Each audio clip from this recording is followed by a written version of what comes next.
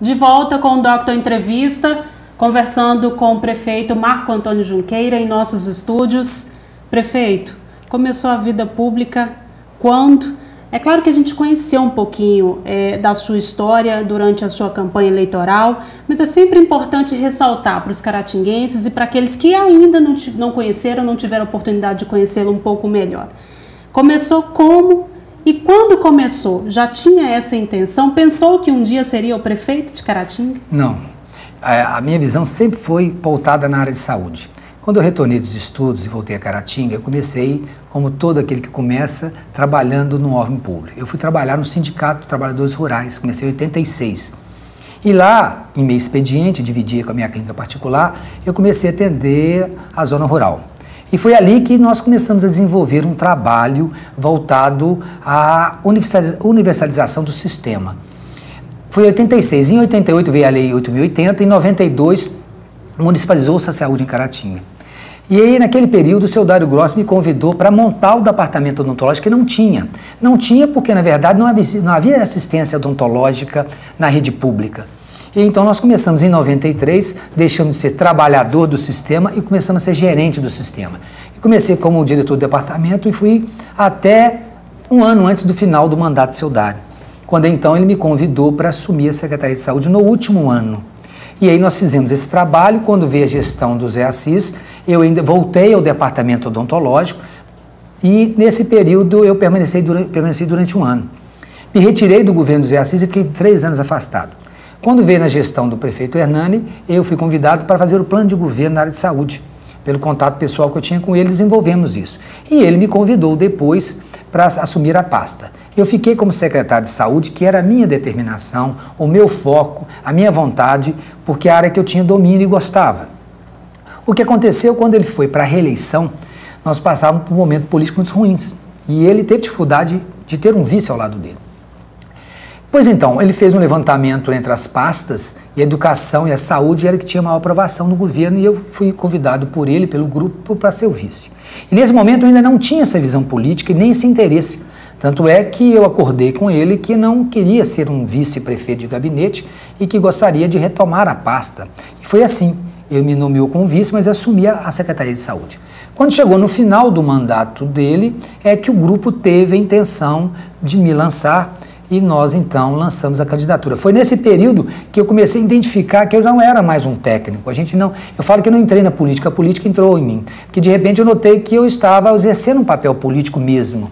E aí, então, nós nos candidatamos. E daí, depois da vitória do João Bosco, o grupo entendeu que a gente deveria continuar fazendo política. E aí, então, eu me tornei realmente, de fato, um agente político. Amadureci muito nesse período, enriqueci muito das ideias, compreendi muito a posição, como deve ser o homem público, e destoei um pouco das questões técnicas da saúde, e então exerci o caráter político e me candidatei. Então, realmente, eu falo que há uma história muito grande no poder público, mas com o interesse de exercer o executivo, de candidatar, ele ocorreu no final do mandato, onde foi indicado o meu nome. Foi aí que eu despertei que eu estava mais envolvido politicamente do que eu pensava. Marco Antônio, nesses anos todos de contato com a política pública, o que o senhor vê da política em Caratinga? Eu acho extremamente interessante algumas falas que o senhor coloca em algumas entrevistas e que nos sensibiliza muito. O que é hoje a política em Caratinga? É o que é a política no Brasil, né? Eu digo que a política é o poder pleno que nós temos aqui. É através da política tudo se realiza. E isso é bonito, porque a democracia nos dá essa chance. Agora, o agente público hoje, ele ainda tem um perfil que eu discordo. E eu tentei, durante a minha campanha, manter um critério ético da minha postura para que não fizesse aquilo que eu discordava.